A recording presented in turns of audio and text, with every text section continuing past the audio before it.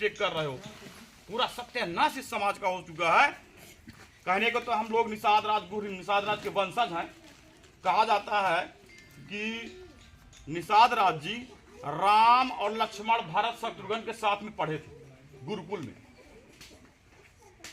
विश्वामित्र जी उनके गुरु थे। वहां पर राम, लक्ष्मण, भरत, शत्रुघ्न और निषाद राज गुह राजा के लड़के थे। निषाद राज गुह ये भी राम के साथ पढ़े हैं। आपको जानकर हैरानी होगी। जानकर हैरानी इसलिए है क्योंकि शूद्रों को पढ़ने का अधिकार ही नहीं था, ऐसा कहा जाता है। लेकिन सभी शास्त्रों में ऐसा वर्णन मिलता है कि गुहराज निषाद, जो कि ये हमारे मतलब युग पुरुष है हमारे, और हम लोग उनकी वंशज हैं, उनके पीछे की पीढ़ी है हम लोग। ऐसा कहा जाता है कि ये रामचंद्र जी के साथ पढ़े हैं। उनके बाल सखा थे, बचपन के मित्र। तो जब रामचंद्र जी अयोध्या से चले, उनको वनवास 14 साल का दिया गया, तो पहले ये व्यक्ति थे जो अपना राजपाट छोड़ करके दौड़ते हुए भगवान राम के स्वागत में पहुंचे। और भगवान राम ने उनको गले से लगा लिया कि तुम मित्र, तुम आए हो। तो उन्होंने कहा नहीं, आप मेरे यहाँ राज्य में चलिए, वहां रहिए, आपको वन जाने की आवश्यकता नहीं है। तो ये इनके बाल सखा भी थे, रामचंद्र जी के बाल सखा भी थे, और राजपुत्र थे। ये आदिवासी थे, ट्राइब्स कास्ट जिसको कहते हैं। ये आदिवासी जंगल में रहने वाली जाति है।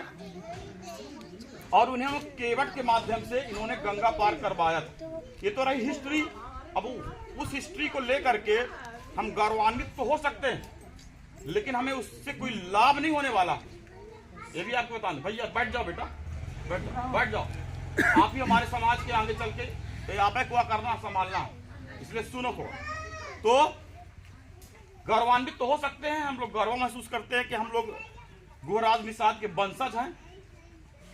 केवट, मल्लाह, निषाद, ढीमर, भोई, पता नहीं और कई जातियों में कई नामों से जाने जाते हैं। विभिन्न राज्यों में हमको एसटी का दर्जा प्राप्त है, और कुछ राज्यों में हमको एससी का भी दर्जा। जैसे दिल्ली में आप चले जाइए तो मल्लाह जो है वो एससी में आते हैं, एससी में यानी कि हरिजन में आते हैं। आप बंगाल चले जाइए तो वहां पर हरिजन में आते हैं। आप असम चले जाइए तो वहां पर हरिजन में आते हैं। तो उनको वहां पर सारी सुविधाएं मिल रही हैं। देखिए एससी एसटी का जो बनाया था भीमराव अंबेडकर जी ने, संविधान में प्रावधान किया, वो एक कैटेगरी बनाई इसलिए ताकि इन लोगों को विशेष सुविधाएं दी जाएं, विशेष सुविधाएं दी जाएं ताकि ये जीवन की मुख्य धारा में शामिल हों। मतलब इनके पास ना तो रहने का घर था, ना जमीनें थी, ना कुछ भी था। मतलब एक अच्छी जिंदगी नहीं जीते थे। डॉक्टर भीमराव अंबेडकर जी ने लड़ करके संविधान में इसका प्रावधान किया।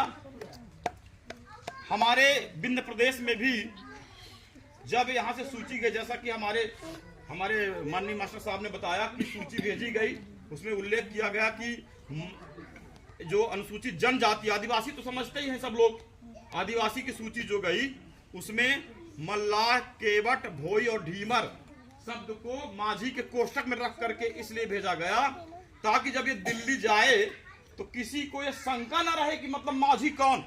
बताइए, शंका को जैसे हम लिखते हैं ना, सतना लिखते हैं अपन लोग कि मैं गौहारी सतना अकोष्टक में लिख देते हैं मध्य प्रदेश, लिखते कि नहीं लिखते हैं। इससे क्लियर हो जाता है कि जो सतना है किस राज्य में है, मध्य प्रदेश में है। तो जब उन्होंने लिखा, बहुत ही अच्छा उन्होंने लिखा था यहाँ से कि माझी तो लिख दिया और कोष्टक में लिखा मल्लाह, केवट और ये भोई और ढीमर, ये 4 जातियों को उल्लेख किया अनुसूचित जनजाति की सूची में, ताकि जब लेटर जाए दिल्ली तो कोई ये ना सोचे कि माझी है कौन। लेकिन जब वहां से रिकमेंडेशन लेटर का जवाब आता है, रीवा लौट करके सूची बन करके आती है, तो उसमें केवल माझी लिखा रहता है, केवल माझी लिखा रहता है। वहां पर ये मल्लाह, केवट, भोई, ढीमर ये नहीं लिखा था, ये नहीं लिखा था। चूंकि हम लोग पहले पिछड़ा वर्ग में 1994 में आए, इसके पहले हम लोग सामान्य में आते थे। जैसे ब्राह्मण ठाकुर है ना, तो सामान्य में आते हैं, तो सामान्य में हम लोग आते थे। अच्छा, जैसे अभी हमने आपको बताया कि ये गुहराज निषाद राम के बाल सखा थे, उनके मित्र भी थे, जो भी कहिए।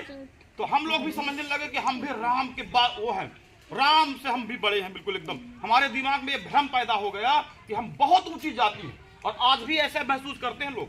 मैं आपको सही बताऊं, जब हमको जानकारी नहीं थी तो हमको वजीफा मिला। जब हम 10वीं पढ़ते थे तो एक पिछड़े वर्ग का वजीफा आया, तो हमको ये था अरे हम तो बड़ी जात है, हमको वजीफा नहीं लेना। देखिए मेरा ना समझी, देखिए वो कागज जो मुझे सर ने दिया था कि वजीफा मिलेगा, ले भर के रख दे दो, तो मैं फाड़ के फेंक दिया था। मुझे लगा मुझे वजीफा की जरूरत ही नहीं है, मैं तो बड़ी जात से हूँ, मैं तो केवट हूँ। हेलो भाई, जब हमको ये जानकारी नहीं है तो आम जन को क्या जानकारी होगी। तो हमारे दिमाग में भी ये भ्रम था कि हम बड़ी जात के हैं, लेकिन सच्चाई ये है कि हम बिल्कुल बड़ी जात के नहीं हैं। हम लोग बेहद कमज़ोर, दिमागी तौर पर भी कमज़ोर हैं, आर्थिक तौर पर बेहद कमज़ोर हैं। और इस समय एक और सबसे दुखद बात यह है कि हमारे नवयुवक बच्चे बेहद तरीके से भयंकर शराब पीते हैं। जो बचा कुछ दिमाग है वो भी शराब के चक्कर में खत्म हो रहा है, मतलब एक निस्तो नाबूद हो जाएगा वो। और एक दिन ऐसा शराब पीने के लिए अपन कर क्या रहे हैं, जो छोटी मोटी जमीनें हैं, 1 एकड़ 2 एकड़ 3 एकड़, अधिकतम किसी के पास 12-15 एकड़ होगी जो बड़ा किसान माना जाएगा। 1 एकड़, आधा एकड़, 2 एकड़ जमीन, 1.5 एकड़ जमीन है सबके पास, हर एक गांव में इतनी बची है। तो वो क्या करते हैं, जमीन को बेच देते हैं, बेच करके फटफटी खरीद लेते हैं, मोटरसाइकिल, और बस एक पौवा यहाँ एक पौवा यहाँ चल रही है, जाऊं तो गाड़ी एकदम जा रही धक, और एकदम शराब पी रहे हैं बच्चे। सही बता रहे हैं, शराब पी रहे हैं। और ये बच्चे आगे चल के बिल्कुल पंगु हो जाएंगे। हमारे वो पीढ़ी है, जनरेशन है, खत्म हो जाएगी, और खत्म हो ही चुकी है लगभग। मैं जो देख रहा हूँ एक शिक्षक होने के नाते जो मैंने देखा, तो पहले तो ये दिमाग में आप बैठा लीजिए कि हम एसटी में आते हैं, अनुसूचित जनजाति में आते हैं, किसी भी कारण बस वो अधिकार हमको सरकार ने नहीं दिया, जो भी कारण रहा हो, चाहे तो ईर्षा। अच्छा, जो ऊंची जाति के लोग हैं हम लोगों से भयानक ईर्षा करते हैं, ईर्षा इस तरह से करते हैं कि ये आगे ना बढ़े पाए। बिल्कुल मैं एकदम यकीनन एकदम बात बता रहा हूँ, बिल्कुल होश हवास में बता रहा हूँ। और इतना चिढ़ते हैं, जैसे आपका लड़की कोई पढ़ लिख ले और कॉलेज जाने लगे तो 4 ठो लफंगे उनके जो है अपर कास्ट के, और उसके ऊपर नजर गड़ा लेंगे। लड़का होगा तो उसको गिराने लगेंगे, लड़की होगी तो उसको फोन उनका नंबर ले लेंगे, उसको हाल वहा करके, और बस उसको दिन रात एक कर देंगे, और वो सत्यानाश उसका हो जाएगा, तबाह बर्बाद हो जाएगी, पढ़ाई लिखाई छूट जाएगी, अंत में कोई भगा वगा ले जाएगा, बम्बई ले जाएगा, उसका शोषण कर